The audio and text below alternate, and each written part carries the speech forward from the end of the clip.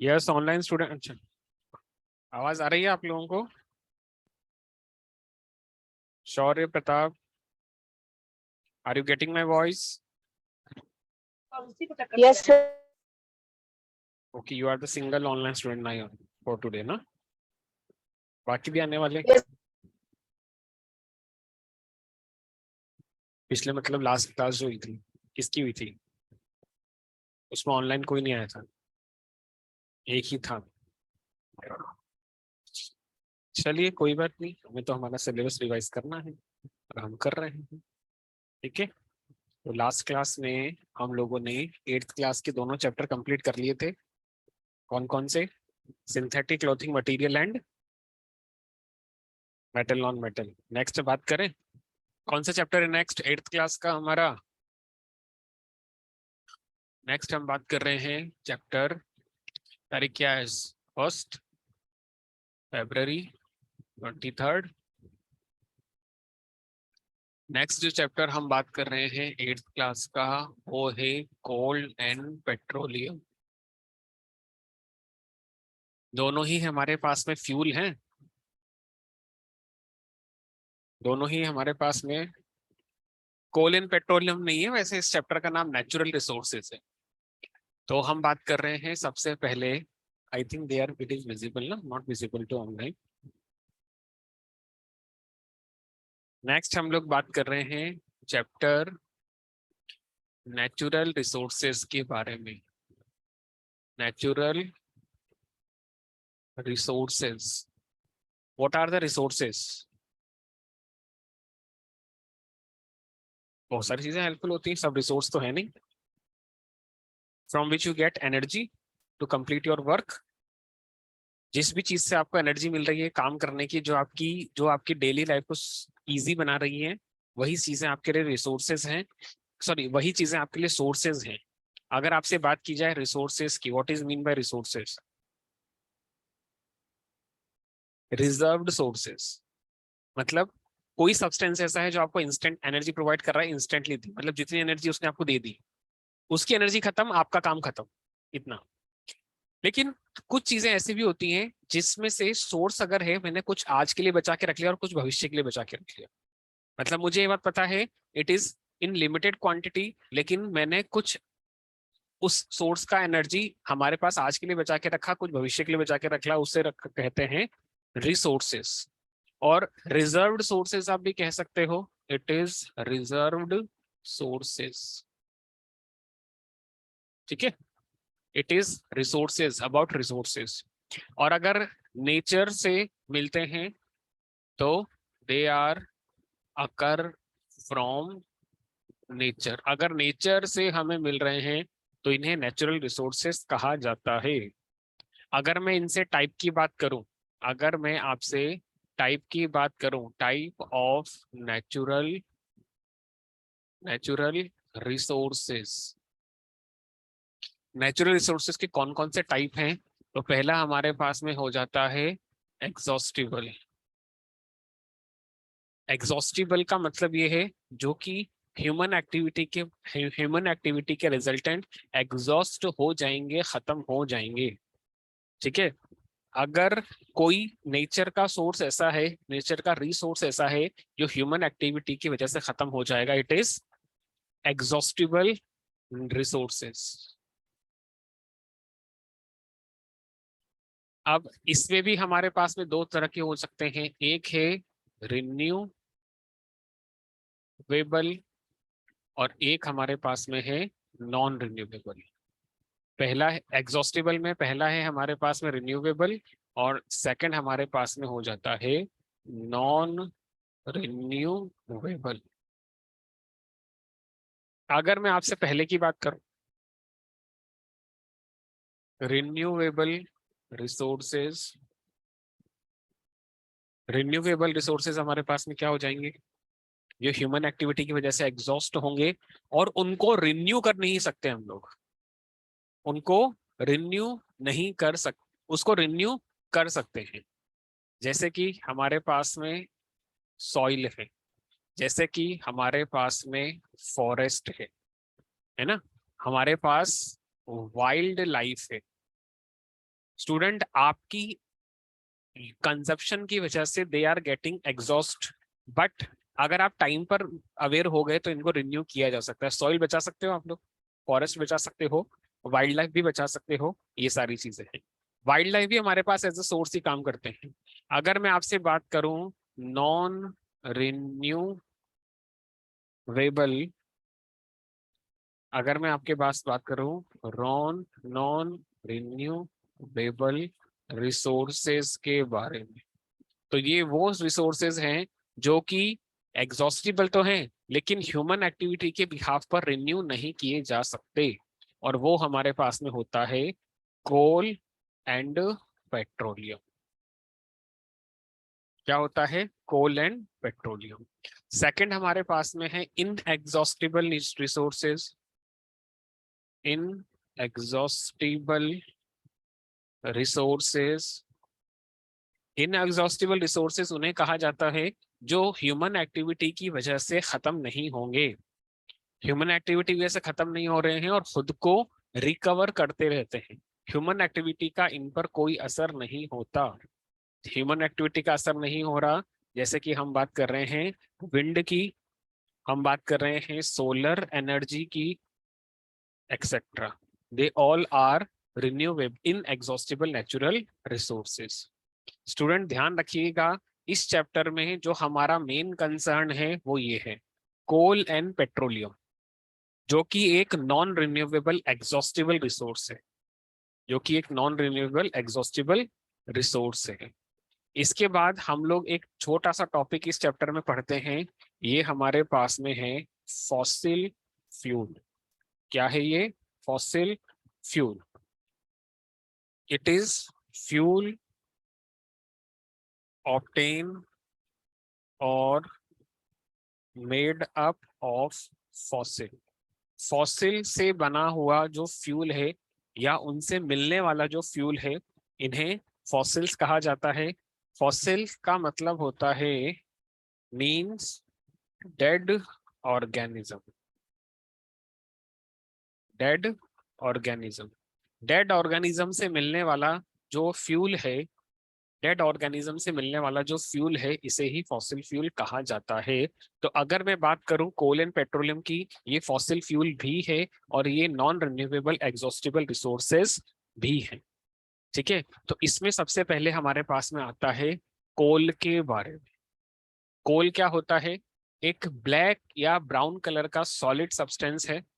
It is either a black और brown coloured solid substance, और ये आपके हीट का बहुत अच्छा सोर्स माना जाता है।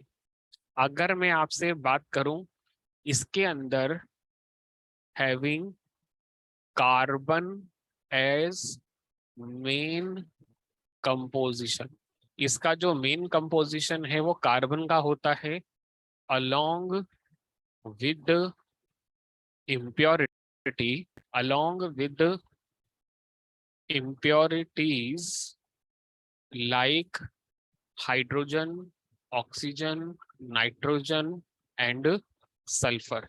इनकी impurity भी कोल के अंदर अवेलेबल रहती है। अगर मैं आपसे बात करूं टाइप ऑफ कोल के बारे में, टाइप के बारे में बात करें, सबसे पहला है हमारे पास में एंथ्रासाइट। सब जानते हैं एंथ्रासाइट कोल के बारे में, हाँ या नहीं? क्या होता है? प्योरेस्ट फॉर्म तो कोक हो गया ना हमारे पास में। It is the superior quality of coal, ये कोल की सुपीरियर क्वालिटी है जिसके अंदर कार्बन परसेंटेज अबाउट 95 to 98% होता है। ठीक है, it is the superior quality, dark black colour का होगा, और ये सबसे अच्छी क्वालिटी मानी जाती है एंथ्रासाइट। लेकिन हम ये बात जानते हैं नेचर में जो सबसे अच्छी क्वालिटी है वो हमेशा कम परसेंटेज में ही मिलती है आपको। सेकंड, अगर मैं आपसे बात करूं बिटुमेन की, एंथ्रासाइड बिटुमेन, ये भी हमारे पास कोल का ही एक टाइप है। It is a good quality of coal, it is a good quality of coal, जिसमें कार्बन परसेंटेज जो होगा ये 50 to 60%, sorry for not 50, 70 to 80% तक इसके अंदर कार्बन अवेलेबल होता है। कलर जो है वो एंथ्रासाइट से थोड़ा सा डाउन ही रहेगा। थर्ड हम बात कर रहे हैं लिग्नाइट की। लिग्नाइट कोल जो है it is also a good quality of coal, जिसके अंदर कार्बन परसेंटेज जो है ये 50 to 60% तक अवेलेबल होता है। आपको इनकी कैलोरीफिक वैल्यूज भी याद रखनी है, आपको इनकी कैलोरीफिक वैल्यूज भी याद रखनी है। और अगर हम बात करते हैं नेक्स्ट, सबसे घटिया क्वालिटी होती है पीट की। It is the inferior inferior quality. सबसे घटिया क्वालिटी जो होती है वो पीट है, जिसके अंदर जो कार्बन परसेंटेज है इट इज अबाउट 10 to 20% आप कह सकते हो। बहुत कम परसेंटेज ऑफ कार्बन है। अगर आप इसे बर्न करोगे तो फ्यूम जो है वो बहुत ज्यादा निकलेगी और हीट एनर्जी आपको कम मिलती है। जितना ज्यादा कार्बन का परसेंटेज होगा कोल उतना ही अच्छी क्वालिटी का माना जाता है। क्लियर है ये बात? ठीक है, पार्थ, अश्विन, आयुष, यस सर। आपको इनकी जो कैलोरीफिक वैल्यू है वो भी याद रखनी है। देखो, अगर मैं आपसे बात करूं फॉर्मेशन के बारे में, अगर मैं आपसे कहूं कि कैसे फॉर्मेशन हुई थी कोल की, तो हम ये बात जानते हैं आज से कई सैकड़ों साल पहले अर्थ के ऊपर बड़े बड़े जानवर रहा करते थे और डेंस फॉरेस्ट भी हुआ करते थे। फॉर एग्जाम्पल ये हमारे अर्थ का एरिया है, तो यहाँ पर बहुत सारे डेंस फॉरेस्ट भी हैं और साथ के साथ यहाँ पर बहुत बड़े बड़े साइज के जो डायनासोर्स या क्रीचर्स हैं वो भी रहा करते हैं। ठीक है, तो अब क्लाइमेटिकल चेंज की वजह से जब अर्थ स्प्लिट हुई, कोई कहता है वोल्केनो इरप्शन हुआ था, कोई कहता है अर्थक्वेक हुआ था, जिसकी वजह से अर्थ की लेयर जो है वो खुल गई, ओपन हो गई। तो हुआ क्या, जितने भी डेंस फॉरेस्ट थे वो सारे के सारे और जितने भी जानवर थे वो उस शैलो डेप्थ के अंदर चले गए। यहाँ पर सर आपके पास यहाँ पर आपके पास में डेंस फॉरेस्ट भी है और यहाँ पर आपके पास में उन एनिमल्स की बॉडी भी है। ठीक है, अब इन पर क्या हुआ, धीरे धीरे करके लेयर बनती चली गई। हाई टेम्परेचर और प्रेशर की वजह से लेयर जो है वो स्ट्रांग हो गई और इन डेड बॉडीज का, वुड और एनिमल की डेड बॉडीज का एयर से कांटेक्ट टूट गया। इस पूरे प्रोसेस के दौरान 600 साल पहले ऐसा हुआ था, ऐसा अंदाजा लगाया जाता है। तो उसके बाद 600 साल के दौरान ये जो डेड बॉडी का ट्रांसफॉर्मेशन हुआ है, यही हमारे फॉसिल फ्यूल बन करके हमें मिल रहे हैं। क्लियर है ये बात? अब स्टूडेंट आप ये बात जानते हो कि अगर कोई डेंस फॉरेस्ट की बात कर रहा है तो फॉरेस्ट में सारे पेड़ एक जैसे तो होते नहीं है ना। और आज की बात कर लो, आम का पेड़ अलग है, नीम का पेड़ अलग है, अशोक का पेड़ अलग होता है, पीपल का पेड़ अलग है, बैनियन ट्री अलग है। तो मल्टीपल तरह के पौधे होते हैं, पेड़ होते हैं। जंगल में भी वही था। अब किस तरह का ट्री कहाँ पर कंबस्ट हो रहा है उसी के बिहाफ पर इस तरह के कोल बनते हैं हमारे। अगर आप अगर आप एनिमल की बात करो, डायनासोर की बात करो, तो आप ये बात भी जानते हो कि कुछ डायनासोर जो थे वेजिटेरियन थे, कुछ नॉन वेजिटेरियन थे, कुछ उड़ सकते थे, कुछ तैरने वाले थे, मल्टीपल तरह के जानवर थे। तो ये जो multiple types of body structure था, उनके बिहाफ पर भी जो बोन कोल हमें मिलता है ये उनका टाइप भी हो सकता है ना। अल्टीमेटली ये टाइप से और ये फॉर्मेशन की बात आ जाती है। क्लियर?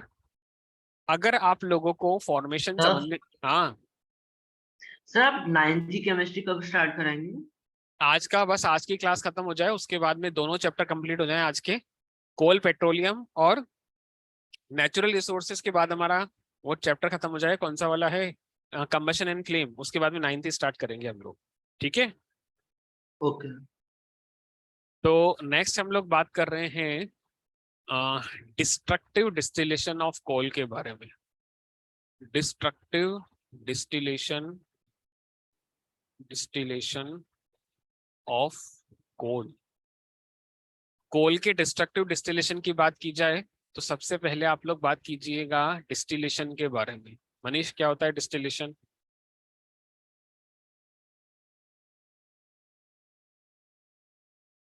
कैसे?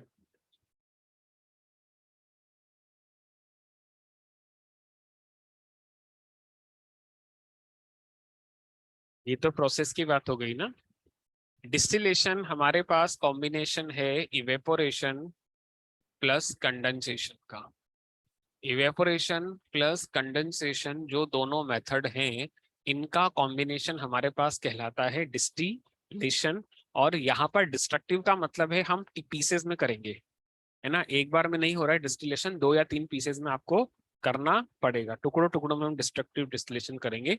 कर क्या रहे हैं, ये रहा हमारे पास में एक ट्यूब, टेस्ट ट्यूब है ये, जिसके माउथ पर हमने एक कॉर्क लगा दिया और कॉर्क का माउथ जो है ऊपर ओपन है। इसके बाद हम लोगों ने दी एक वर्टिकल कॉलम, वर्टिकल ट्यूब, थोड़ी सी वाइड हमने बनाई है। इसके माउथ पर भी हम लोगों ने इसके माउथ पर भी हम लोगों ने कॉर्क लगाया हुआ है। और यहाँ पर 2 ट्यूब का वेंट हमें बनाना है। एक ट्यूब वर्टिकल हॉरिजॉन्टल ट्यूब से शुरू होकर के वर्टिकल कॉलम के अंदर एंटर कर रही है, जबकि भी यहाँ पर हम सिर्फ और सिर्फ एक पैसेज बना रहे हैं ताकि अगर कोई गैस है तो वो यहाँ से बाहर निकल जाए। होगा क्या, ये रहा हमारे पास में हमारा कोल। अगर मैं इसको यहाँ पर बर्नर की हेल्प से हीट कर रहा हूँ, अगर हम बर्नर की हेल्प से इसको हीट कर रहे हैं तो हम लोगों ने कोल को हीट किया है इन एब्सेंस ऑफ एयर। यहाँ पर एयर डायरेक्टली कांटेक्ट में नहीं है कोल के। एयर गर्म होगी लेकिन एयर को हीट नहीं कर रहे हैं, हम लोग कोल को हीट कर रहे हैं। तो एब्सेंस ऑफ एयर हमने इसको हीट किया, हमने और कोई पैसेज दिया नहीं है, तो जो भी फ्यूम्स इसके अंदर से निकलेंगी। अच्छा, एक चीज और, इस ट्यूब में वर्टिकल ट्यूब के अंदर जो हमने आधा उसको पानी से फिल कर दिया है, ये रहा।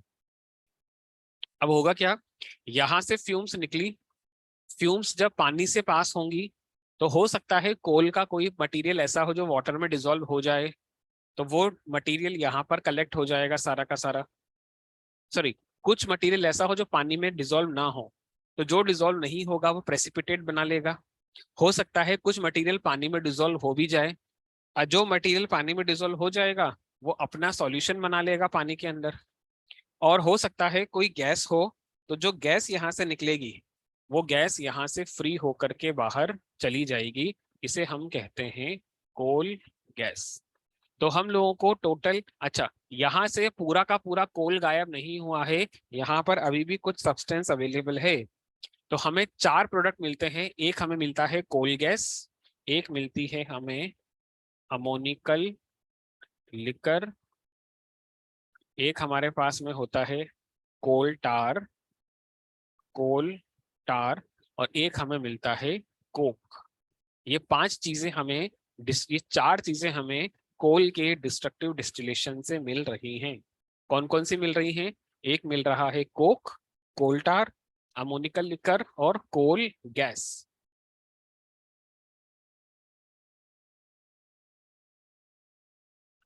अगर आपसे पूछा जाए वन बाय वन कि सारे सब्सटेंसेस की यूटिलिटी क्या है, तो जैसे कि हम सबसे पहले बात कर रहे हैं, हमारे पास में है कोक, हमारे पास में है Coke. It is the pure form of carbon.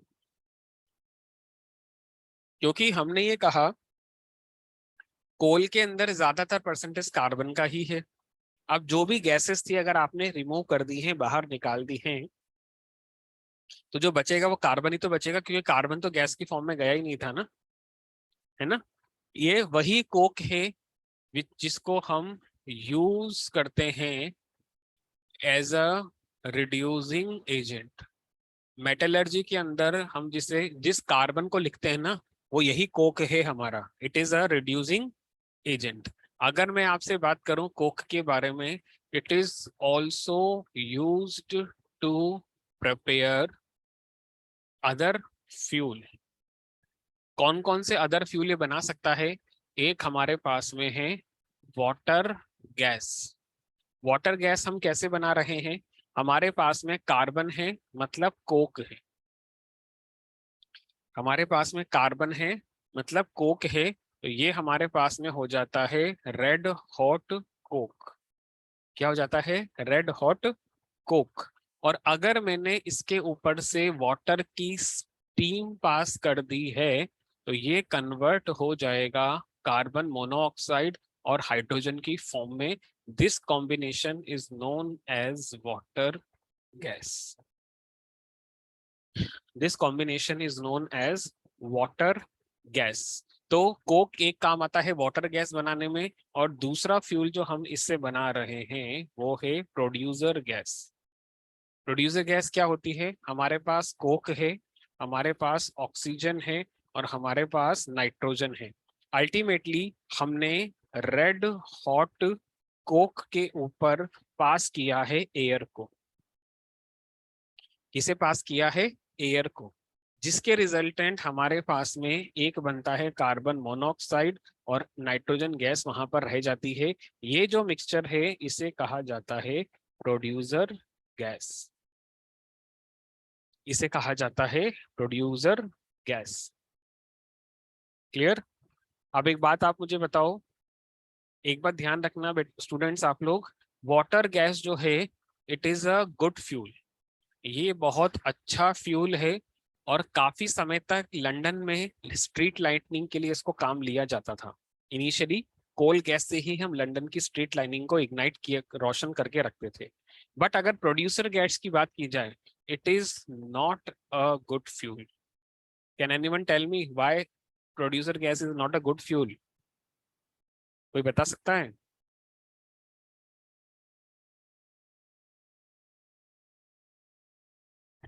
कारण आपके सामने स्क्रीन पर लिखा हुआ है।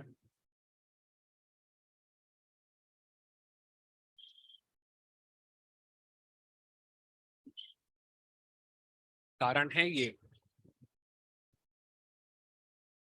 क्या है? क्या नाइट्रोजन एक फ्यूल है? नहीं है। क्या नाइट्रोजन सपोर्टर ऑफ फ्यूल है? सपोर्टर ऑफ कंबशन है? नहीं है। ना तो ये खुद कंबस्ट होता है, और ना ही कंबशन का सपोर्ट करता है। और आप देख सकते हो इसका परसेंटेज भी ज्यादा है। इसीलिए प्रोड्यूसर गैस जिसमें नाइट्रोजन अवेलेबल है, it's not a good fuel. ये अच्छा फ्यूल नहीं है, क्योंकि नाइट्रोजन इसकी क्वालिटी खराब कर रहा है। फ्यूल है लेकिन अच्छा नहीं। Water gas is a good fuel, क्यों? क्योंकि hydrogen is a good fuel itself, और कार्बन मोनोऑक्साइड भी उसको कंबशन में सपोर्ट कर रहा है। बात समझ में आई? अच्छा, ये तो था हमारे पास में कोक के बारे में। नेक्स्ट हम बात कर रहे हैं अमोनिकल अमोनिकल लिकर। क्या होता है ammoniacal liquor? It is nitrogen molecule. It is nitrogen molecule dissolved in nitrogen molecules, and nitrogen component liquids.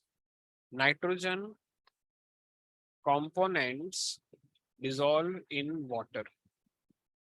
पानी के अंदर नाइट्रोजन, क्योंकि हमने कहा था अगर यहाँ पे नाइट्रोजन की इम्प्योरिटीज है तो वो भी वाटर के अंदर डिसॉल्व होकर कुछ अपना कंपोनेंट बना लेंगी। It is used to form it is used to form fertiliser. ये फर्टिलाइजर बनाने के काम में आता है। जैसे कि अगर हम बात करें अमोनियम फॉस्फेट के बारे में, अमोनियम फॉस्फेट आप इससे बना सकते हो, और आप इससे अमोनियम सुपर फॉस्फेट भी बना सकते हो। तो ये जितने भी फर्टिलाइजर हैं, ये सारे के सारे उसी अमोनिकल लिकर से बनाए जाते हैं, जो कि कोल के डिस्ट्रक्टिव डिस्टिलेशन में हमें मिलता है। ये पहला प्रोडक्ट था। ये दूसरा प्रोडक्ट है। सेकंड है, थर्ड है हमारा coal tar. Coal tar, it is used in road construction. Road construction में जो ब्लैक सब्सटेंस काम आता है वो कोल टार ही है, सड़क बनाने के काम में आता है। ये स्टिकी और स्मेली सब्सटेंस होता है। और अगर फोर्थ की हम बात करें, coal gas, coal gas it is a good fuel. ये बहुत अच्छा फ्यूल है क्योंकि गैसियस फेज में है इसलिए। क्लियर है ये बात? तो ये हमारे पास में है कोल के बारे में। आई होप आप लोगों ने नोट कर लिया होगा, नहीं किया है तो नोट कर लीजिए फटाफट से।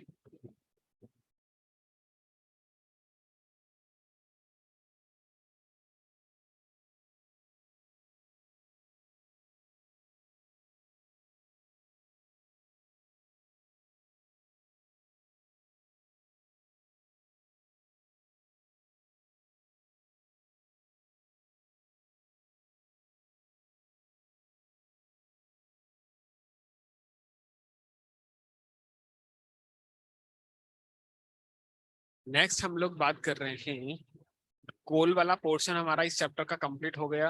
नेक्स्ट हम लोग बात कर रहे हैं पेट्रोलियम के बारे में। पेट्रोलियम के बारे में हम बात कर रहे हैं, सब जानते हैं पेट्रोलियम अगर ये रॉ फॉर्म में है तो इसे क्रूड ऑयल भी कहा जाता है। पेट्रोलियम हमारे पास में वही कंपोनेंट है जिसका डिस्टिलेशन करके आप लोग को petrol, diesel, kerosene, multiple substances gain कर सकते हो। तो अगर हम बात करें पेट्रोलियम की फॉर्मेशन कैसे होती है, भाई जो फॉर्मेशन कोल का है वही फॉर्मेशन पेट्रोलियम का भी है। कैसे कि अगर अर्थ के ऊपर एनिमल थे और डेंस फॉरेस्ट थे और वो अर्थ के अंदर बरीड हो रहे हैं, मतलब in absence of air and water, तो कोल बना। लेकिन अगर वही प्रोसेस सी बेड के अंदर हो रहा है, समुद्र के अंदर हो रहा है, देन डेफिनेटली जो कन्वर्जन होगा वो आपके पास में होता है फॉर्मेशन ऑफ पेट्रोल, क्योंकि वहां पर पानी भी ज्यादा क्वांटिटी में अवेलेबल होगा। ठीक है। और इस प्रोसेस को कहा जाता है carbonisation. The process of forming the process of forming coal in petroleum by converting into by converting dead organism into coal in petroleum is known as carbonization। तो फॉर्मेशन हो गया हमारे पास में। नेक्स्ट हम बात कर रहे हैं फ्रैक्शनल नेक्स्ट हम बात कर रहे हैं फ्रैक्शनल डिस्टिलेशन ऑफ कोल। कोल का फ्रैक्शनल डिस्टिलेशन जो है उसके बारे में हम बात कर रहे हैं। देखो, जो क्रूड ऑयल आपने निकाला है इट इज आइदर एसिडिक और बेसिक। ये एसिडिक भी हो सकता है और बेसिक भी हो सकता है, क्योंकि अर्थ के अंदर मेटेलिक इम्प्योरिटीज भी है और नॉन मेटेलिक इम्प्योरिटीज भी हैं। तो अगर क्रूड ऑयल एसिड है तो आप क्या करो, क्रूड ऑयल को एसिड से रिएक्शन करवा दो। अगर एसिडिक है तो अगर बेसिक है तो एसिड से रिएक्शन करा दो, और एसिड है तो बेस से रिएक्शन करा दो, ताकि ये केमिकली न्यूट्रल हो जाए। न्यूट्रल मतलब इसका पीएच लेवल अबाउट टू 7 आ जाए। पीएच 7 के अबाउट करना जरूरी क्यों है? क्योंकि अगर ये एसिडिक या बेसिक रहेगा तो जो फ्रैक्शनेटिंग कॉलम में हम इसे भेजने वाले हैं वहां पर ये कॉलम को खराब कर देगा और वो हम नहीं चाहते। ठीक है। तो अब हम इसको क्या कर रहे हैं, इस क्रूड ऑयल को हीट कर रहे हैं at the temperature of 400 degree Celsius. इसको 400 डिग्री सेल्सियस पर हीट करके हमने फ्रैक्शनेटिंग कॉलम के अंदर भेज दिया। ये रहा हमारे पास में फ्रैक्शनेटिंग कॉलम। फ्रैक्शनेटिंग कॉलम में हम चाहते हैं कि ये जो लिक्विड है, जो जो पेट्रोलियम है, इसका कोई कंपोनेंट सॉलिड ही रहे, मतलब लिक्विड ही रहे, वेपर में कन्वर्ट ना हो।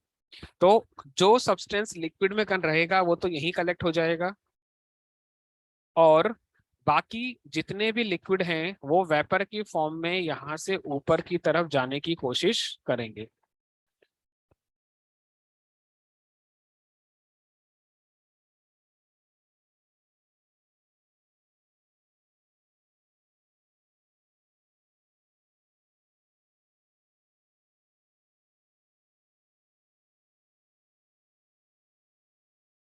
ठीक है, ऐसे फ्रैक्शन हम लोग बना देते हैं।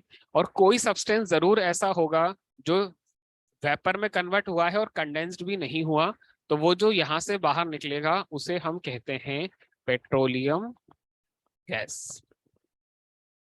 ठीक है, अब डिफरेंट डिफरेंट हाइट पर डिफरेंट डिफरेंट सब्सटेंस आपको मिलते रहते हैं।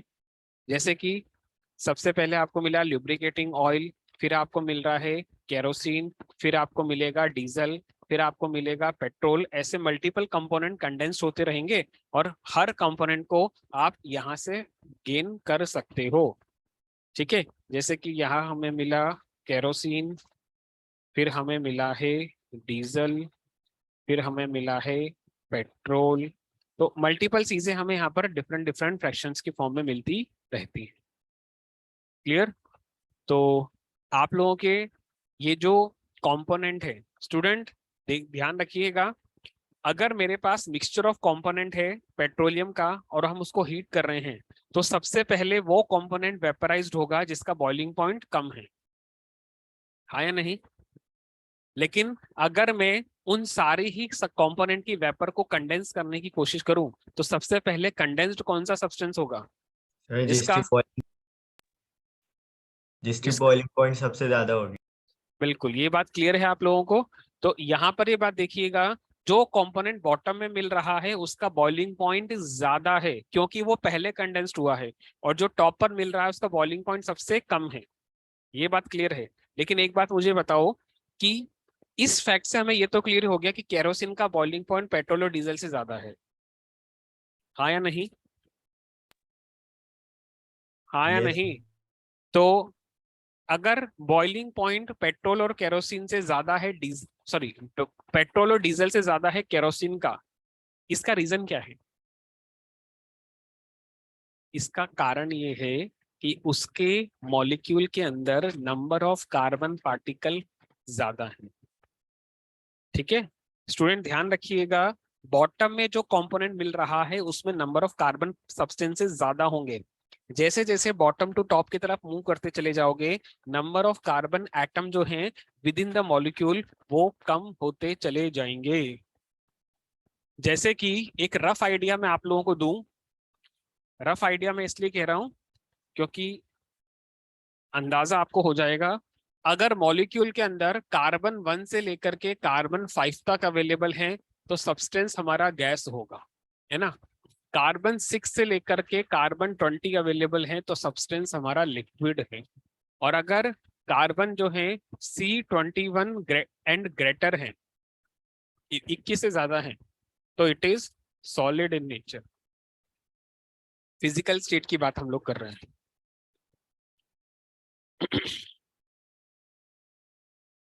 तो पेट्रोल, डीजल और केरोसिन आपको लिक्विड फॉर्म में मिल रहे हैं क्योंकि वो इस रेंज में आ रहे हैं। जो सब्सटेंस लिक्विफाइड नहीं हुआ था they are in this range, और जो गैस यहां से निकल गई है पेट्रोलियम गैसेस, उनमें इन सब का कॉम्बिनेशन होता है। ठीक है, अगर हम एलपीजी की बात करें, लिक्विफाइड पेट्रोलियम गैस, भाई पेट्रोलियम गैस है, पेट्रोलियम गैस का मेन कंपोनेंट क्या है? क्या है मनीष? हम्म, ब्यूटेन। बिल्कुल सही बात है। अगर मैं बात करता हूं एलपीजी की, लिक्विफाइड पेट्रोलियम गैसेस की, 85% तो उसमें ब्यूटेन ही है। ब्यूटेन का मतलब C4H10।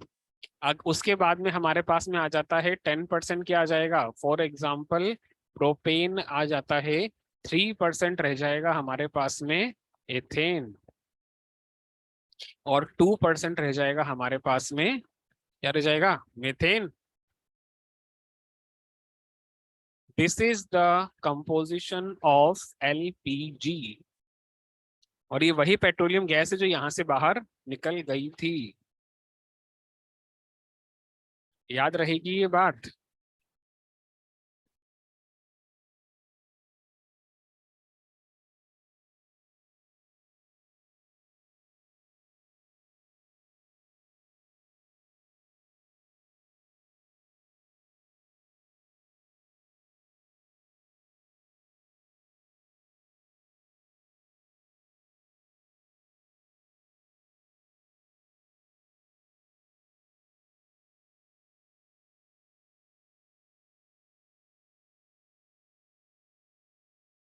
तो ये था हमारे पास में चैप्टर नेचुरल रिसोर्सेस का, जिसमें हम लोगों ने कोल एंड पेट्रोलियम के बारे में जाना। और क्या क्या है इस चैप्टर के अंदर, मॉड्यूल है ना आपके पास, देखो एक बार,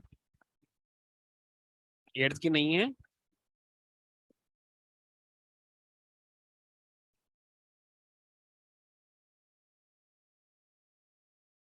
सर यूजेस है। हाँ, फिर तो यूजेस ऑफ इस कंपोनेंट आ जाएंगे आपके पास में, कोल के यूजेस क्या हैं, कंपोनेंट्स के यूजेस क्या हैं, वो आपने अपनी 8th एनसीईआरटी की जो बुक है उसमें से एक बार देख के पढ़िएगा, है ना। मैं चेक कर लेता हूँ एक बार फिर भी।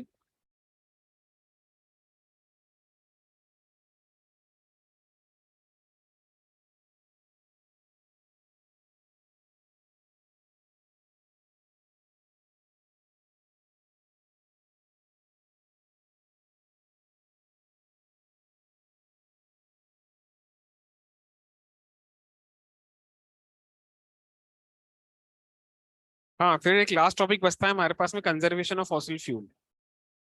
कंजर्वेशन ऑफ फॉसिल फ्यूल, जैसे कि अगर आप कौन कौन सी एक्टिविटी करके फ्यूल को कंबस्ट होने से बचा सकते हो, बताओ।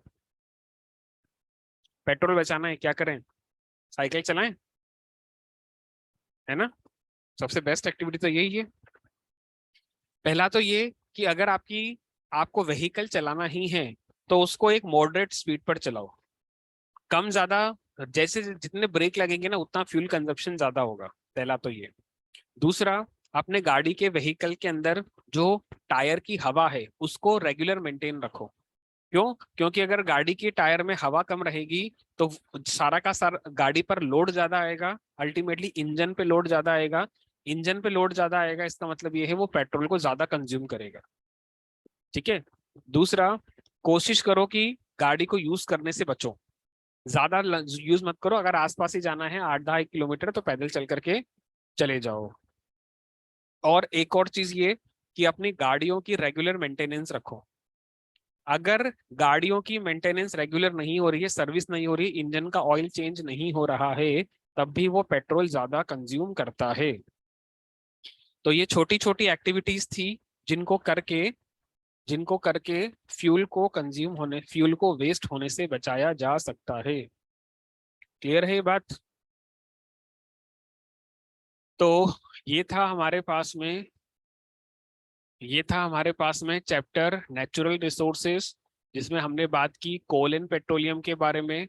नेक्स्ट हम लोग बात कर रहे हैं 8th क्लास का एक और टॉपिक, छोटा सा चैप्टर ही है वो, और उसका नाम है, क्या है? Combustion in flame. Combustion and flame. यहाँ पर हम दो चीजों के बारे में पढ़ेंगे, पहले पढ़ेंगे कंबशन के बारे में, फिर हम पढ़ेंगे फ्लेम के बारे में, और फिर हम बात करेंगे फ्यूल्स के बारे में। तो अगर आपसे बात की जाए कंबशन के बारे में, कंबशन क्या होता है?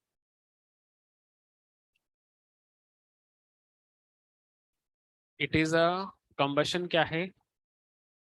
Process in which substance burn to give heat and or light। जिस प्रोसेस के में सब्सटेंस बर्न हो करके हीट और लाइट प्रोड्यूस कर रहा होता है उसे हम लोग कहते हैं कंबशन।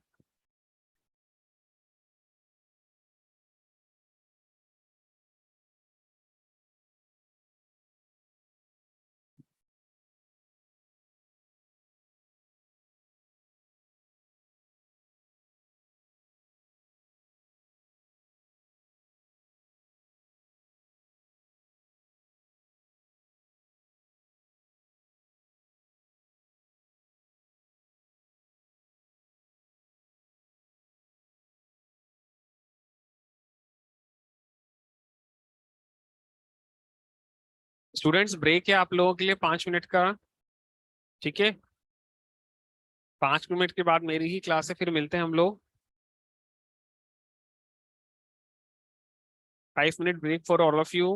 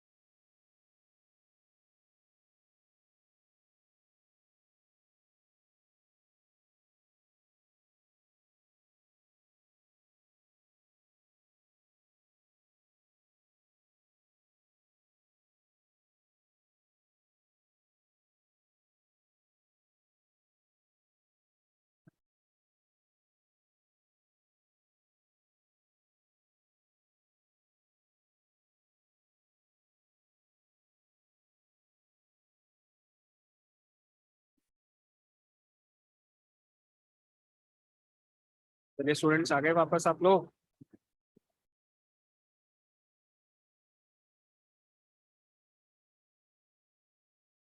ये वाला chapter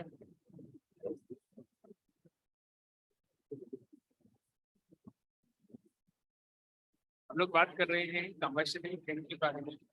process in which substances burn to give heat और light in presence of air और ध्यान रखिएगा, यहाँ पर जो कंबशन होता है इन प्रेजेंस ऑफ एयर होगा या फिर ऑक्सीजन भी होगा।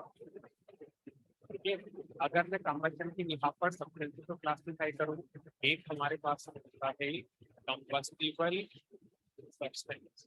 कंबस्टिबल सब्सटेंस दैट बर्न, दो सब्सटेंसेस बर्न हो सकते हैं उन्हें कंबस्टिबल सब्सटेंस कहा जाता है।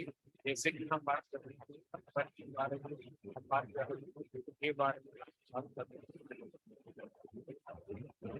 ईंधन के बारे में, बात कर रहे हैं के बारे में।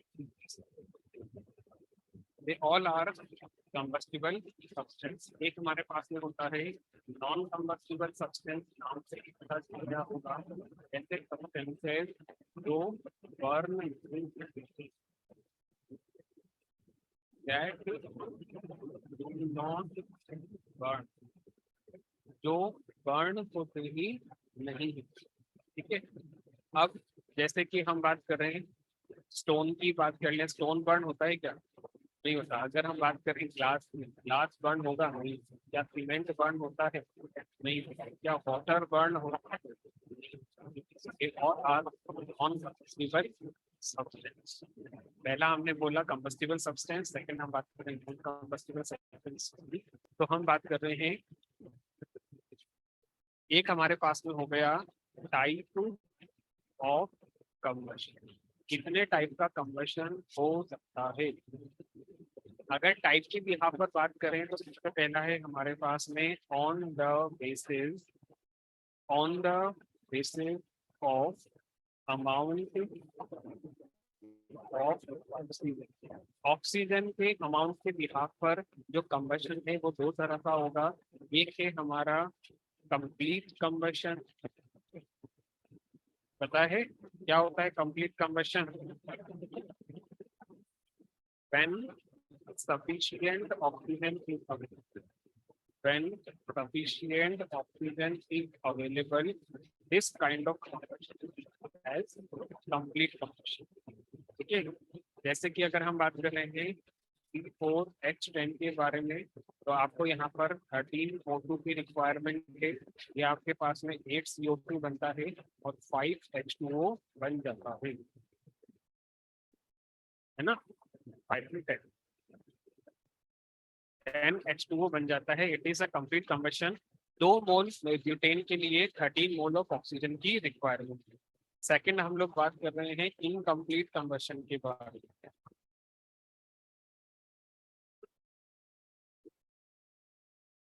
नेक्स्ट हम लोग बात कर रहे हैं इनकम्प्लीट कंबशन के बारे में। Incomplete combustion when insufficient oxygen in available। अगर insufficient oxygen अवेलेबल है, it is known as incomplete combustion.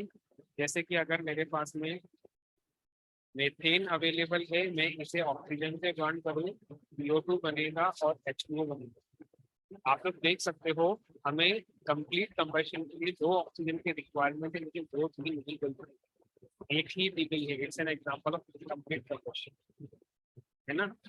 अगर 2 प्लस ऐश आपको मिल रही है, अगर इनकम्प्लीट कंबशन, अगर फ्यूल्स का इनकम्प्लीट कंबशन हो रहा है तो सूट भी मिलेगी और ऐश भी हमें उसके रिजल्टेंट मिलती है। क्लियर? सूट भी मिलेगी और ऐश भी हमें उसके रिजल्टेंट मिलती है। वैसे ये एक केस और भी है, सूट और ऐश आपको तब भी मिलती है जब फ्यूल कैसा हो, फ्यूल कैसा हो, अनसैचुरेटेड। सैचुरेटेड फ्यूल है, सफिशिएंट ऑक्सीजन है, फ्लेम आपकी क्लीन मिलेगी। लेकिन अगर फ्यूल अनसैचुरेटेड है और या फिर insufficient of fuel unsaturated insufficient oxygen है, तो फ्लेम आपको प्रोवाइड मिलेगा। और ये हमारे पास में होता है कंबशन, टाइप्स ऑफ कंबशन के बारे में। पहला था on the basis of amount of oxygen, second हम लोग बात कर रहे हैं on the basis of rate of combustion. Combustion की रेट के बिहाफ पर अगर हम क्लासिफाई करें तो सबसे पहला हमारे पास में हो जाता है rapid combustion. Rapid combustion, rapid combustion का मतलब ये है जैसे ही फ्यूल है आपने उसको मैचस्टिक दिखाई बर्न करने के लिए और उसमें फटाफट से आपको एनर्जी प्रोवाइड करनी, धीरे धीरे रेट लेकिन एनर्जी आपको हाथों हाथ मिल गई, इसे कहते हैं रैपिड कंबशन। हमारे घरों में हम एलपीजी यूज करते हैं, एलपीजी बर्नर आपने टर्न किया, मैचस्टिक दिखाई, फ्लेम आ गया। मैचस्टिक दिखाते ही फ्लेम का आ जाना इंडिकेशन है इट्स रैपिड कंबशन। बहुत ही कम समय लगता है बर्न होने, है ना। कंबशन, रैपिड कंबशन हम ऐसे देख सकते हैं, combustion in very short span of time. अगर बहुत ही कम टाइम के ड्यूरेशन में कंबशन हो रहा है, इसे कहते हैं रैपिड कंबशन। सेकंड हम बात कर रहे हैं स्लो कंबशन की। स्लो कंबशन क्या होगा हमारा, when combustion in very long span of time।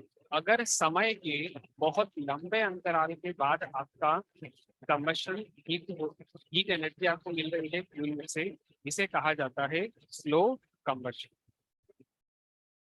क्या कहा जाता है, स्लो कंबशन। जैसे कि रेस्पिरेशन, अगर आपने खाना खाया, फॉर एग्जांपल एक एप्पल खाया और आप सीढ़ियां चढ़ रहे हो, तो क्या ऐसा होता है। अच्छा वैसे भी एक बात सोचो, खाना खाने के बाद थोड़ी सी नींद से आती है हमें, भाई खाना आपको एनर्जी प्रोवाइड कर रहा था, फूड आपको एनर्जी प्रोवाइड कर रहा है, तो आपको नींद क्यों आ रही है, आपको तो और एनर्जेटिक हो जाना चाहिए था। मतलब फूड के डाइजेस्ट होकर के एनर्जी रिलीज करने में टाइम लगता है। It's an example of slow combustion. और एक हमारे पास में होता है थर्ड, इट्स अ स्पॉन्टेनियस। एक होता है हमारे पास what is spontaneous combustion, combustion without apparent cause। अगर बिना किसी कारण के कंबशन स्टार्ट हो जाता है तो उसे हम कहते हैं स्पॉन्टेनियस कंबशन। कैसे,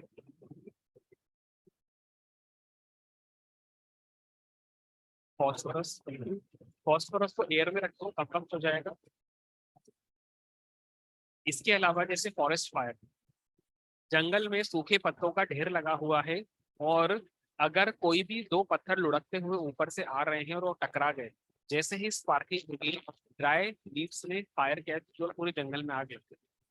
yes, it's a spontaneous combustion, कोई वहां पे आग लगाने नहीं है।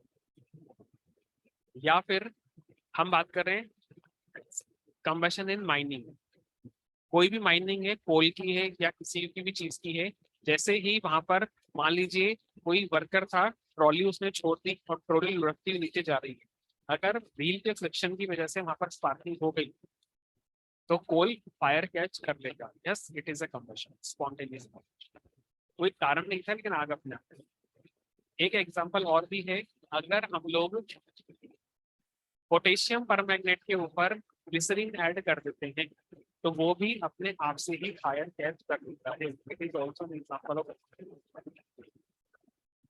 ठीक है, तो ये था हमारे पास में कंबशन के बारे में। अगर मैं आपसे बात करूं टाइप्स ऑफ कंबशन, दो तरह से हो ही गए हमारे पास।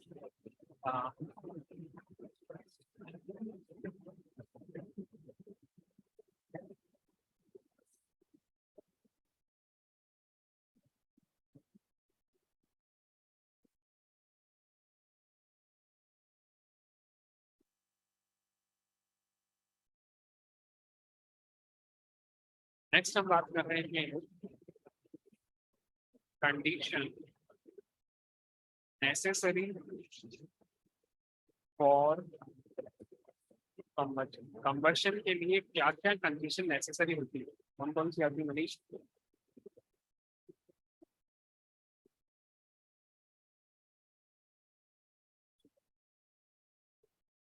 कंडीशन नेसेसरी फॉर कंबशन में पहला है हमारे पास में combustible substance. Combustible substance students, अगर आप चाहो कि पानी में आग लग जाए, ऐसा पॉसिबल ही नहीं। अगर आप ये चाहो कि सीमेंट में आग लग जाए, ऐसा पॉसिबल ही नहीं। तो कंबशन के लिए जिस सब्सटेंस को आप ऐसे फ्यूल बता रहे हो उसका कंबस्टिबल होना भी जरूरी है। जैसे कि पेट्रोल, डीजल, वेपर, वुड, है ना, केरोसिन, क्लोथ्स। सेकंड हम बात कर रहे हैं, सेकंड जो चीज नेसेसरी है, कंडीशन नेसेसरी है, वो है आपके पास में availability of supporter of combustion. Combustion का सपोर्टर भी अवेलेबल होना चाहिए। यहाँ पर सपोर्टर की हम बात कर रहे हैं ऑक्सीजन के बारे में। अगर कहीं से ऑक्सीजन गायब है तो उसका कंबशन कभी भी नहीं हो सकता। हम इसके लिए भी एक्टिविटी कर रहे हैं। क्या कर रहे हैं, हमने एक ग्लास कंटेनर लिया जो ऊपर और नीचे दोनों तरफ से खाली है, इसको हमने रख दिया वुड ब्लॉक के ऊपर एक सरफेस पे, और यहाँ पर हम लोगों ने रखा है एक कैंडल पे। यहाँ पर हमने रखा है एक कैंडल को। बाद में हमने क्या किया, वुड ब्लॉक के नीचे से, सॉरी, ग्लास कंटेनर से वुड को निकाल दिया और इसको ऊपर से हमने कवर कर दिया। कुछ समय के बाद आप देखोगे कि कैंडल की जो फ्लेम है वो एक्सटिंग्विश हो गई है ना। क्यों? क्योंकि यहाँ पर ऑक्सीजन ऊपर से भी आ रही थी, नीचे से भी आ रही थी, तो ऑक्सीजन की सपोर्ट कंबशन कर रहा था। लेकिन यहाँ पर क्या है, नीचे से ऑक्सीजन की सप्लाई बंद करके ऊपर से बंद करके हमारा कंबशन बंद हो गया है। तो yes, we need oxygen for the combustion. पहला प्रूफ तो ये हो गया हमारे पास में। सेकंड, सॉरी, थर्ड हम बात कर रहे हैं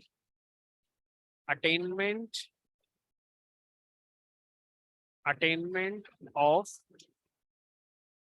ignition temperature, attainment of ignition temperature।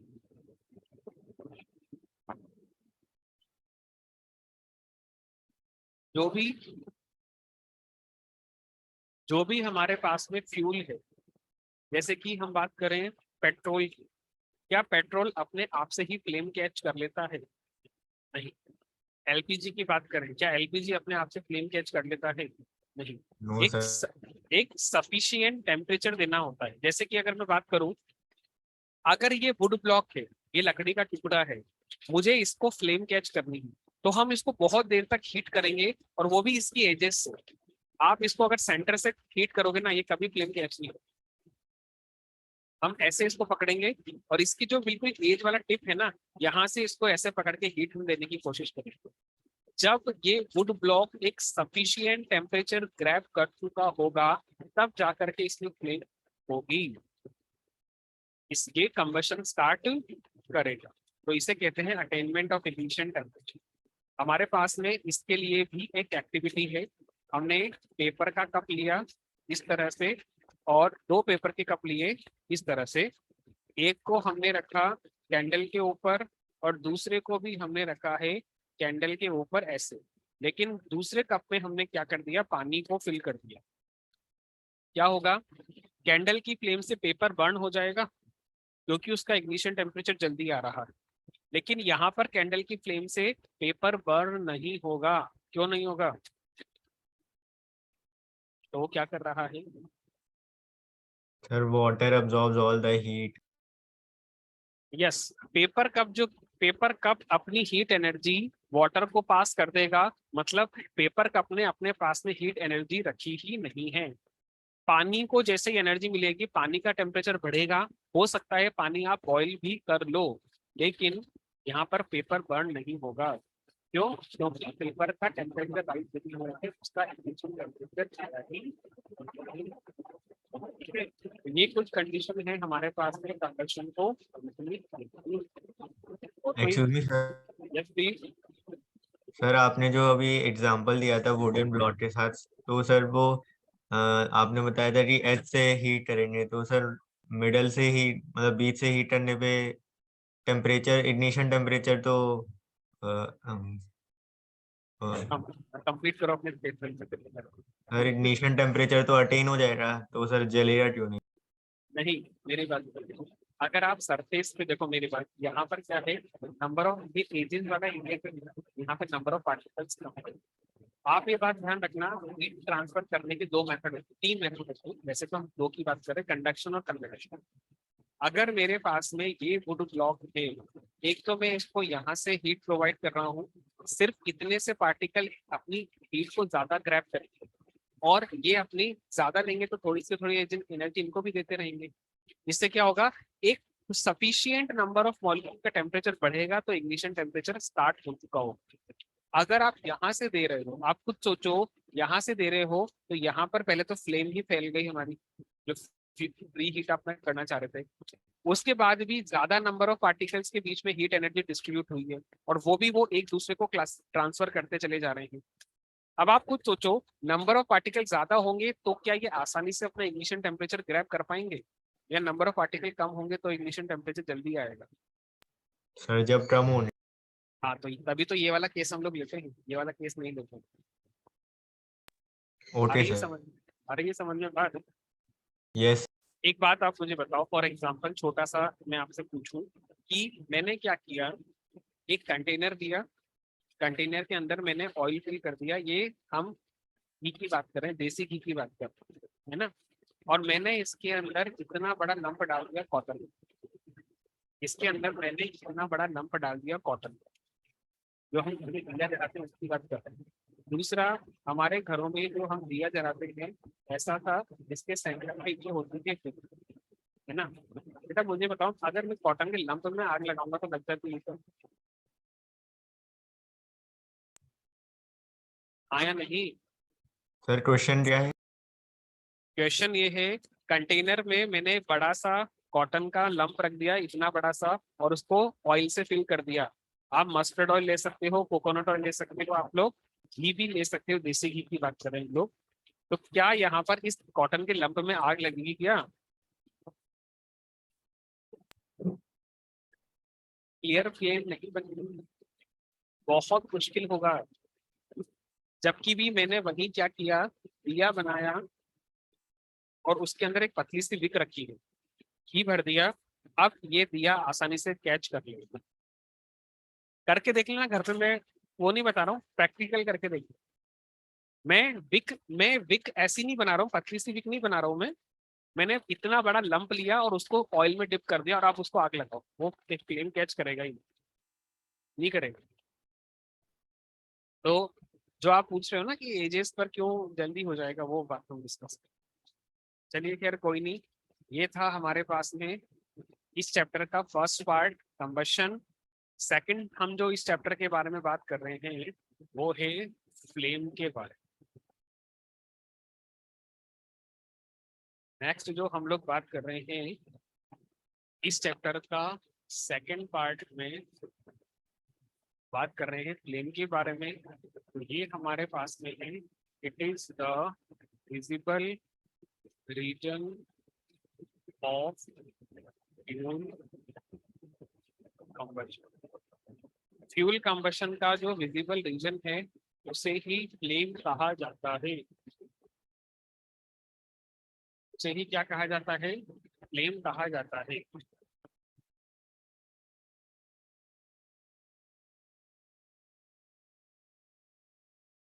अगर मैं आपसे बात करूं कलर ऑफ फ्लेम के बारे में, फ्लेम का कलर किन किन चीजों पर डिपेंड करता है? पहला है हमारे पास में सब्सटेंस, सब्सटेंस का नेचर कैसा है, या सब्सटेंस के अंदर कौन से तरह के कंपोनेंट या एलिमेंट अवेलेबल है, वो फ्लेम का कलर डिसाइड करता है। अगर सोडियम होगा तो येलो, कॉपर होगा तो टिन होगा तो रेडिश, क्रिम्सन, रेड, मल्टीपल तरह के कलर हमें यहाँ पर मिल रहे हैं। तो सब्सटेंस के नेचर पर डिपेंड करता है। दूसरा हम बात कर रहे हैं अब अमाउंट ऑफ ऑक्सीजन। सब्सटेंस को बर्न करने के लिए कितना अमाउंट ऑफ ऑक्सीजन अवेलेबल है वो ये डिसाइड करेगा कि कलर का फ्लेम का कलर क्या रहेगा। दो चीजें डिपेंडेंट है, एक तो सब्सटेंस का नेचर क्या है और अमाउंट ऑफ ऑक्सीजन कितना अवेलेबल है। ध्यान रखना, अगर सफिशिएंट है, अगर सफिशिएंट ऑक्सीजन है तो इट इज कलरलेस, और अगर इनसफिशिएंट है तो इट इज येलो। ये कलरलेस हो सकता है या ब्लू हो सकता है, और इनसफिशिएंट ऑक्सीजन होगा तो it is blue in colour.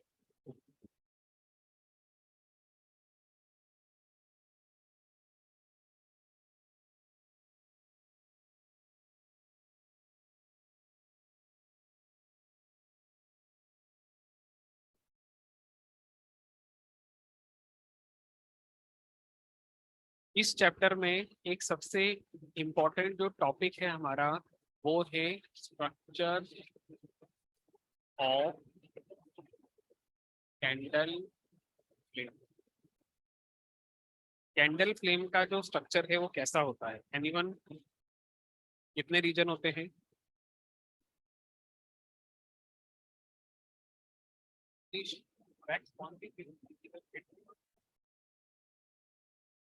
और 4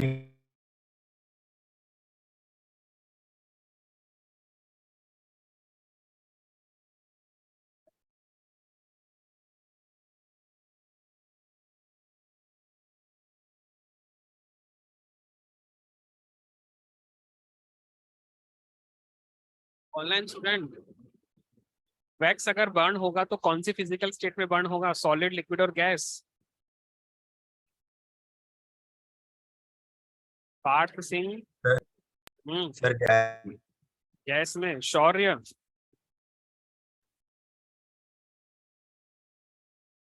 देखो वो क्या रहा है, ये रहा हमारा कैंडल का विक, ये रहा कैंडल, और ये उस कैंडल का टिप है। जब आपने कैंडल को मैचस्टिक दिखाया है तो क्या होगा, थोड़ा सा वैक्स मेल्ट हो जाएगा।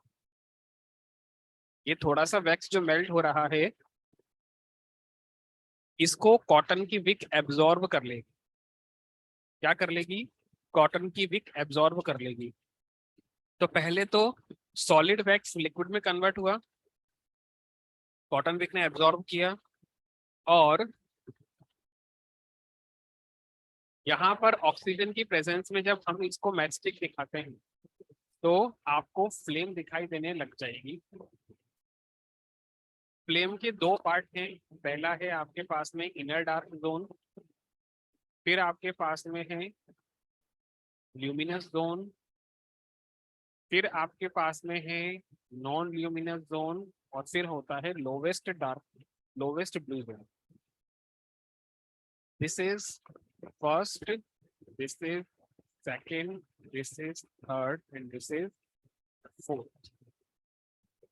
ठीक है, तो सबसे पहले हम लोग बात कर रहे हैं इनर डार्क जोन के बारे में।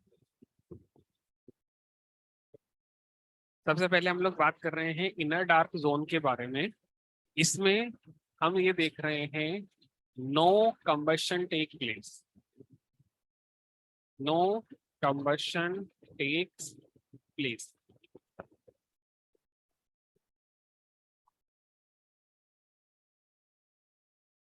यहाँ पर कंबशन होता ही नहीं है। तो होता क्या है,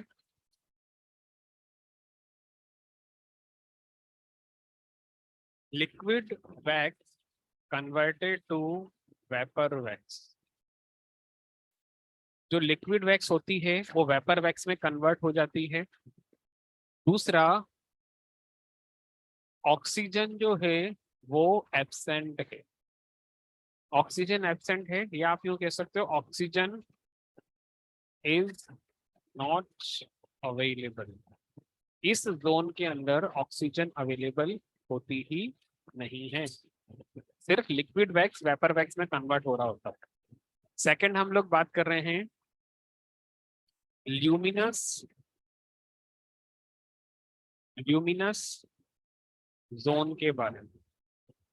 ल्यूमिनस जोन के बारे में बात कर रहे हैं तो ये हमारे पास में मिडिल जोन है, middle zone with incomplete combustion. Middle zone है यहाँ पर इनकम्प्लीट कंबशन आपका हो रहा है, ठीक है। अब इनकम्प्लीट कंबशन क्यों हो रहा है? Because insufficient oxygen is available। insufficient oxygen available है इसलिए। unburned carbon particle produces। जो ल्यूमिनस जोन होता है इसमें अनबर्न कार्बन पार्टिकल प्रोड्यूस होते हैं, हीट एनर्जी लेकर के ये हायर एनर्जी लेवल में चले जाते हैं, इसीलिए हमारे पास में इसका कलर जो है वो येलो कलर का होगा, ठीक। नेक्स्ट हम बात कर रहे हैं नॉन ल्यूमिनस जोन की। नॉन ल्यूमिनस जोन की अगर हम बात कर रहे हैं, ये हमारे पास में है, it is the upper region. सबसे अपर रीजन होता है फ्लेम का विद कंप्लीट कंबशन। ये फ्लेम का अपर रीजन है जहां पर कंप्लीट कंबशन होगा। कंप्लीट कंबशन है मतलब सफिशिएंट ऑक्सीजन अवेलेबल है, सफिशिएंट ऑक्सीजन अवेलेबल है तो ये कलर लेस जोन होता है, इसका कोई कलर नहीं होगा, it is a colourless zone. Is this clear?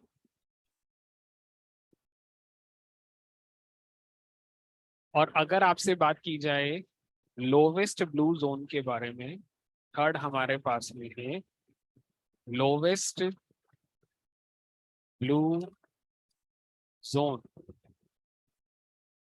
Here complete combustion of carbon monoxide,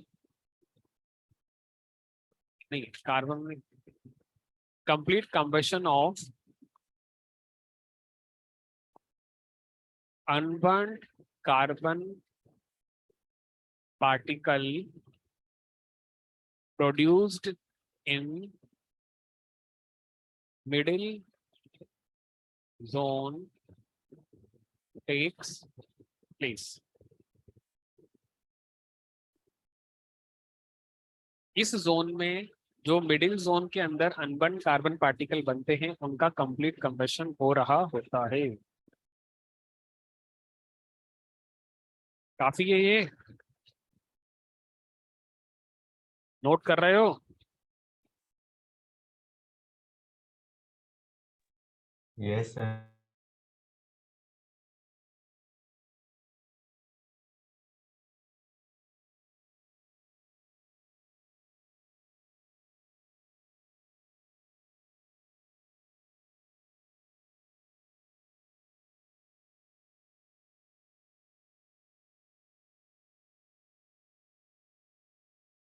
next topic वही है हमारा,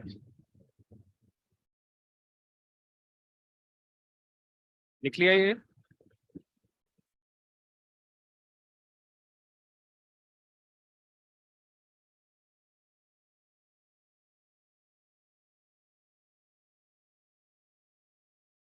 नेक्स्ट हम लोग बात कर रहे हैं स्फेरिकल प्लेन के बारे में। नेक्स्ट टॉपिक क्या है हमारा? Spherical flame. देखो आपको ये बात समझ में आ गई कि विक का जो टिप है यहाँ से लिक्विड वैक्स वेपर वैक्स में कन्वर्ट हो रहा होता है।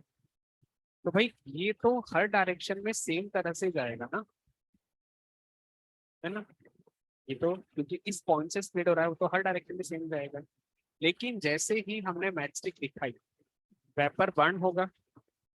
अब जो वेपर अपवर्ड जा रहा था वो तो अपनी डायरेक्शन में ही जाएगा, लेकिन जो वेपर जो वैक्स नीचे जा रही थी कंबशन के बाद में इसका वेट लाइट हो जाएगा।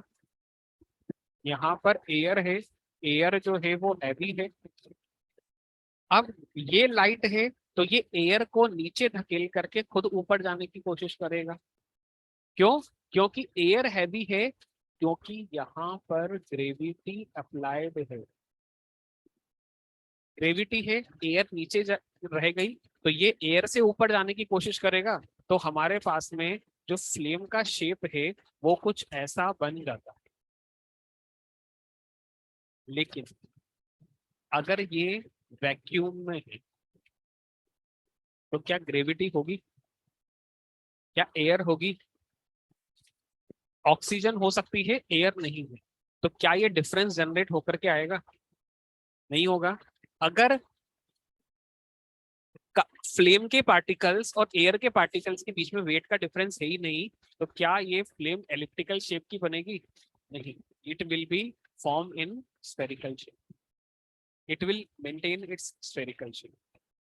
ठीक है, तो इसमें स्फेरिकल शेप में लिखिएगा, स्फेरिकल फ्लेम में लिखिएगा without gravity the shape of candle flame is spherical. बिना ग्रेविटी के जो कैंडल का फ्लेम है उसका स्ट्रक्चर जो है वो स्फेरिकल शेप का रहेगा। Is this clear? Excuse me sir. Yes please. Sir ये वाला एक्सपेरिमेंट कैसे किया गया वाला जीरो ग्रेविटी में फ्लेम? ये नासा ने करके बताया है हमें, हमने तो सिर्फ जो नासा ने बताया है उस बात को फॉलो कर रहे हैं। ये नासा ने, देखो साइंटिस्ट जो होते हैं वो स्पेस में जाने की ट्रेनिंग लेते हैं ना। अर्थ के ऊपर उन्होंने एक ऐसी लैब बनाई हुई है जहां पर ग्रेविटी उन्होंने जीरो बना दी, ताकि स्पेस में जाने से पहले उनको जीरो ग्रेविटी की आदत हो जाए। तो उस जीरो ग्रेविटी में जब उन्होंने कैंडल के फ्लेम को देखा, it was spherical in nature.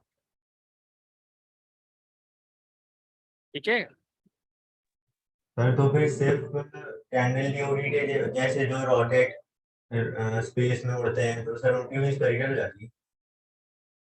आपकी आवाज थोड़ी ब्लर हो गई, मुझे सवाल ही समझ में नहीं आया आपका। सर मैं पूछ रहा हूँ कि जैसे जो रॉकेट स्पेस में उड़ते हैं सर तो इग्नाइट करते हैं तो तब भी सर उनकी फ्लेम स्फेरिकल हो जाती होगी? नहीं देखो, अच्छा रॉकेट के अंदर जो फ्यूल बर्न करते हैं उसकी बात कर रहे हो? नहीं सर, उनकी फ्लेम। अरे तो एक तो देखो, रॉकेट जो होते हैं उसके अंदर ह्यूमन नहीं है, और उसके अंदर जो फ्यूल बर्न किया जा रहा है वो सिर्फ उन फ्यूल्स को उस रॉकेट को अर्थ की सरफेस से बाहर भेजने के लिए किया जा रहा है। अर्थ की अर्थ के एटमॉस्फेयर से वो बाहर निकल गए, एक बार एंटर कर गए ऑर्बिट में, वो अपने आप फ्लो करते रहते हैं। फिर नेक्स्ट जो टॉपिक हम लोग इस चैप्टर में पढ़ रहे हैं, छोटा सा इंटरेस्टिंग टॉपिक है हमारा, ये है फ्यूल। क्या है? फ्यूल। आप लोग देख सकते हो, फ्यूल वो सब्सटेंसेस है जो बर्न होकर के हमें एनर्जी प्रोवाइड करते हैं। ठीक है। अब इसमें अगर हम लोग बात करें तो एक होता है हमारे पास प्राइमरी फ्यूल।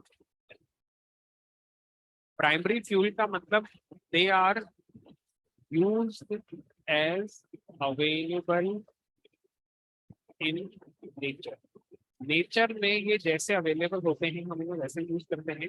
प्राइमरी फ्यूल की बात कर रहे हैं, जैसे कि हम बात कर रहे हैं कोल के बारे में, हम बात कर रहे हैं डीजल के बारे में, हम बात कर रहे हैं पेट्रोल के बारे में।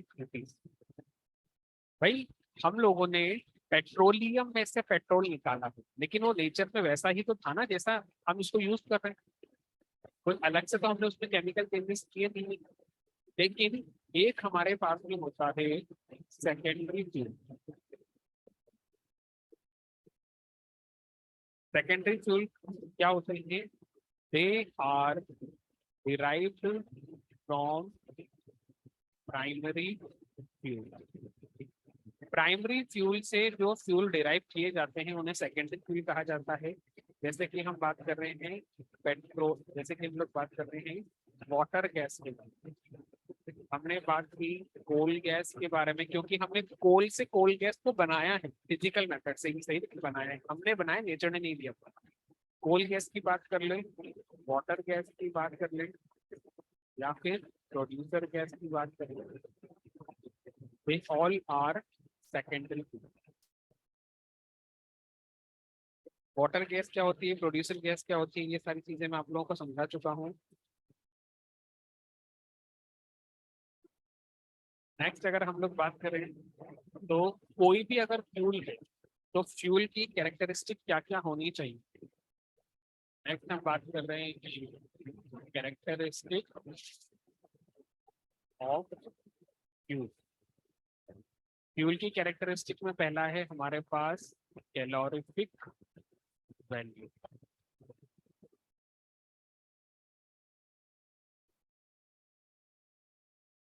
Yes, anyone, what is calorific value? क्या होती है कैलोरीफिक वैल्यू?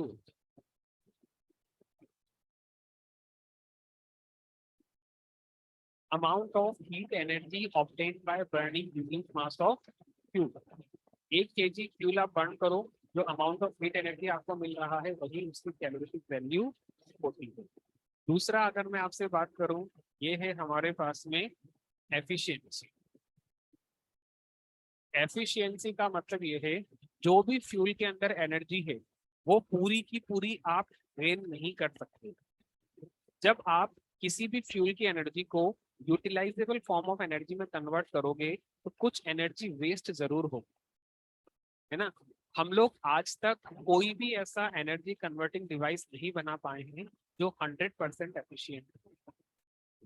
ठीक है, तो एफिशिएंसी का मतलब ये है जो भी यूटिलाइजेबल अमाउंट ऑफ एनर्जी आप लोग फ्यूल से लेते हो ना, वही उसकी एफिशिएंसी।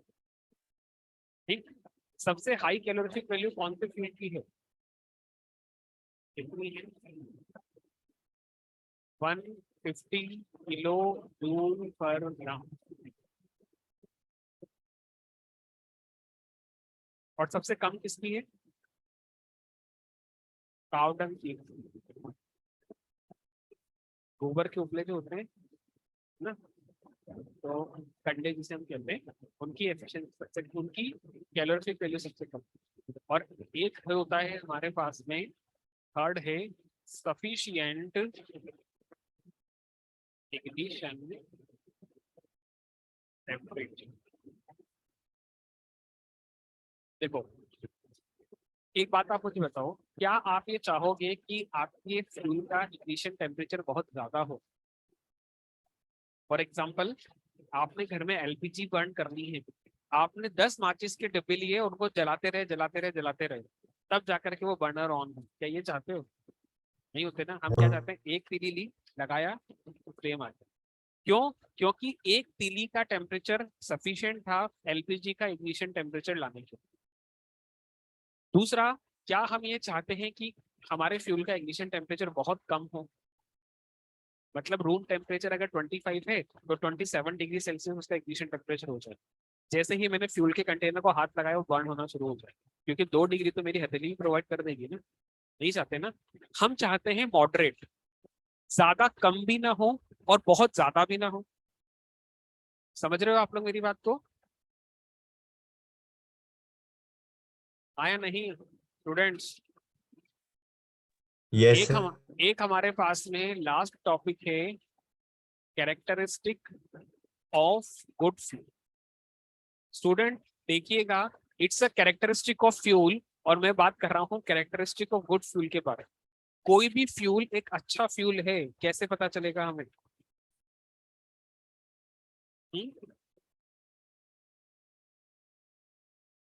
देखो पहली बात तो ये, उसकी कैलोरीफिक वैल्यू हाई होनी चाहिए। दूसरा, उसकी एफिशिएंसी भी हाई होनी चाहिए। तीसरा, उसका इग्निशन टेम्परेचर सफिशिएंट होना चाहिए। और बता दो। Sir easy availability. Easily available होना चाहिए। ऐसा नहीं है कि आपको एलपीजी चाहिए तो आपको उसको 2 महीने पहले बुक करना पड़े, ऐसा नहीं। क्योंकि ऐसा नहीं है कि हिमालय से जाकर के एलपीजी लानी पड़ रही है आपको, अवेलेबल आसानी से हो जानी चाहिए। दूसरा, उसका ट्रांसपोर्टेशन और उसका स्टोरेज जो है वो इजी हो। ऐसा नहीं हो कि अगर हमारे घरों में कोई फ्यूल आ रखा है तो हमें उसके लिए अलग से कोई एसी का कमरा बनाना पड़ रहा है। समझ रहे हो बात को? तो फ्यूल को ट्रांसपोर्ट करना आसान होना चाहिए। मतलब कि ऐसा नहीं है कि आपको अपने घर से कोई फ्यूल किसी दूसरे पड़ोसी को देना है तो आपको बहुत मेहनत करनी पड़ रही है, सिलेंडर उठाया और पकड़ा दिया हमने। It's an efficiency, transportation easy होता है। दूसरा कि उसकी रेट ऑफ कंबशन जो है वो मॉडरेट होनी चाहिए, बहुत ज्यादा भी नहीं हो तो बहुत कम भी नहीं होनी चाहिए, है ना? तो और दूसरा, नेक्स्ट क्या है, जो भी फ्यूल है उसकी बर्निंग के रिजल्टेंट कोई हार्मफुल प्रोडक्ट नेचर में नहीं निकलने चाहिए, एयर और वाटर पोल्यूशन नहीं होना चाहिए। ये कुछ हमारे पास में कैरेक्टरिस्टिक है किसकी, अच्छी से फ्यूल। क्लियर है? तो स्टूडेंट ये था हमारे पास में चैप्टर कंबशन एंड फ्लेम। हमने 8th क्लास के चारों चैप्टर कंप्लीट कर लिए हैं। नेक्स्ट क्लास में हम लोग बात करेंगे 9th क्लास के चैप्टर्स के बारे में। ठीक है, आप लोग बता दो कौन सा चैप्टर पढ़ना चाहते हो। 9th के कौन से चैप्टर से स्टार्ट करें, मैटर या फिर structure of atom? Structure of atom start करें।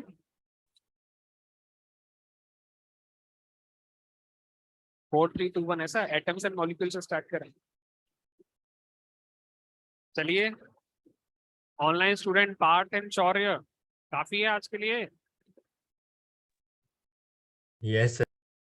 चलो मिलते हैं नेक्स्ट क्लास में। I am ending the class over here. Thank you so much. Thank you sir.